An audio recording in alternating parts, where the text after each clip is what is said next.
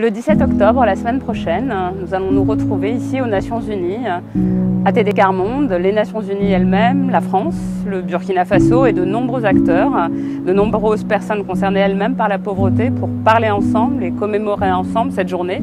d'éradication de la pauvreté. L'ambition de cette journée, c'est de donner une visibilité maximale à la réduction de la pauvreté, à son éradication. C'est l'un des objectifs de développement durable, c'est l'une des ambitions de la France et de l'ensemble des pays réunis ici, aux Nations Unies à New York.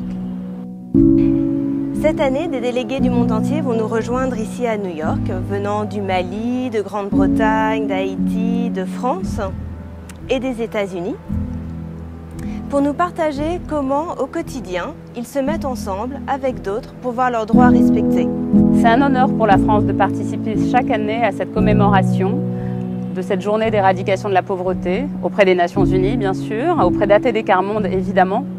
auprès des personnes en situation de pauvreté elles-mêmes qui vont venir apporter leur expérience, leurs idées et leurs contributions aux objectifs de développement durable et à la réduction de la pauvreté. L'objectif, c'est de rendre cette journée aussi la plus visible possible, lui donner un écho aussi important que possible. Le 17 octobre est une des rares journées à l'ONU où les personnes qui vivent la grande pauvreté peuvent venir partager leurs combats,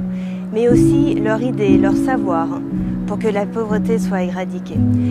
Nous allons entendre ces combats, ces messages d'espoir lors d'une conférence à l'ONU, et ensuite nous nous réunirons autour de cette dalle, où tous ensemble, nous prendrons l'engagement de faire en sorte que ce message ne soit pas oublié et de le faire vivre dans notre famille, dans notre lieu de travail, dans l'école de nos enfants, dans les quartiers, à l'ONU, parce que chaque geste a son importance pour éradiquer la grande pauvreté.